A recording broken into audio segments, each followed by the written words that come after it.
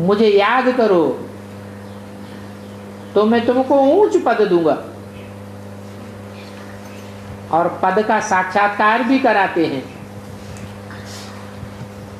बरोबर नर से नारायण, नारी से लक्ष्मी बनते हैं ना, तो जो बनते हैं वो साक्षात्कार भी करते होंगे। सिर्फ बाबा को याद करने की बात है।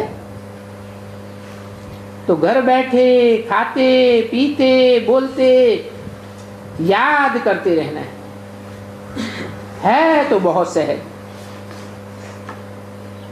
और कोई बात नहीं कहते हैं। ये भी कहते हैं अच्छा डिटेल नहीं पढ़ सकते हो तो सिर्फ मुझे याद करो, मुझे याद करो और स्वर्ग को याद करते रहो, बस। कितनी सहज ते सहज और ऊंच ते ऊंच पढ़ाई है। बाकी बाप को याद करने में थक मत जाओ, स्वीट बाप को याद करो। मेरे को याद करोगे तो मैं गारंटी करता हूं तुम मेरे पास जरूर चले आओगे।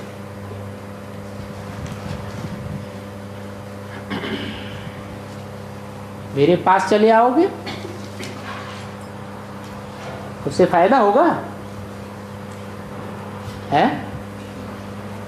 मेरे पास चले आओगे माने कहां है? आत्म की स्थिति में आ जाओगे या परम धाम में आ जाओगे? और परम धाम तो सभी आ जाते हैं। आत्म की स्थिति में कोई रह जाता है जाने से कि सभी जाते हैं? वहां परम धाम में जाकर बैठेंगे तो आत्मा बनकर के बैठेंगे या देह सहित जावेंगे? और बाप के नजदीक ही होंगे या दूर होंगे? यहाँ की बात है स्थिति के समान होने की बात। यहाँ की बात है कि बाप का जो पार्ट है उस पार्ट के जन्म जन्मांतर नजदीक रहेंगे तो कितना सहज बताते हैं। रात को जाग करके याद करने से तुम्हारे विकर्म विनाश होंगे। तुमने भक्ति तो आधा कल्प की है। अभी तो बाबा तुमको 1 सेकंड में जीवन मुक्ति देते हैं और जीवन मुक्ति मिलती ही है देवताओं को। जीवन भी रहता है और दुख दर्दों से मुक्ति भी रहती है। वास्तव में तो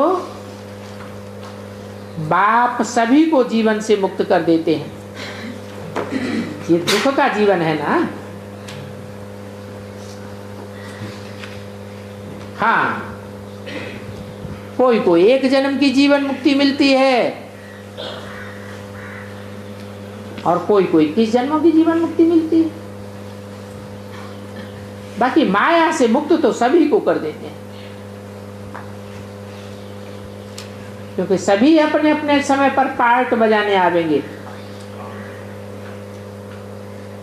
कोई पहले आवेंगे, कोई बाद में आवेंगे।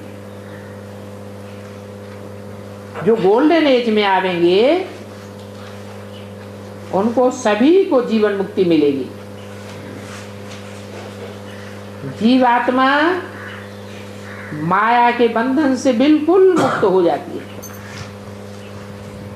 बाकी ऐसे नहीं है कि सभी कोई स्वर्ग में आ जाएंगे।